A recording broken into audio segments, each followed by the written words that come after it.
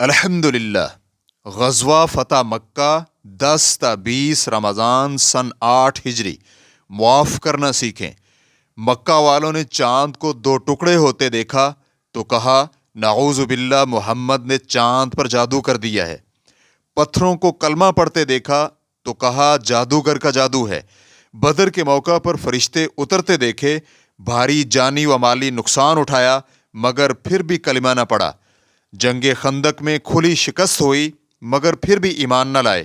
لیکن جب رسول اللہ صلی اللہ علیہ وآلہ وسلم نے بیت اللہ کا دروازہ پکڑ کر اپنے ازلی دشمنوں سے فرمایا آج بدلہ نہیں لیا جائے گا، جاؤ تم سب کے لیے معافی ہے، تو سب کے سب جوک در جوک کلمہ پڑھ کر مسلمان ہو گئے۔ معاف کرنا کتنا بڑا عمل ہے، اس کا اندازہ صرف اسی ایک واقعے سے لگا لیں۔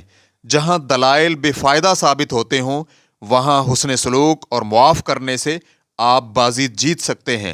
اللہ ہمیں بھی معاف کرنے کی توفیق نصیب فرمائے، آمین۔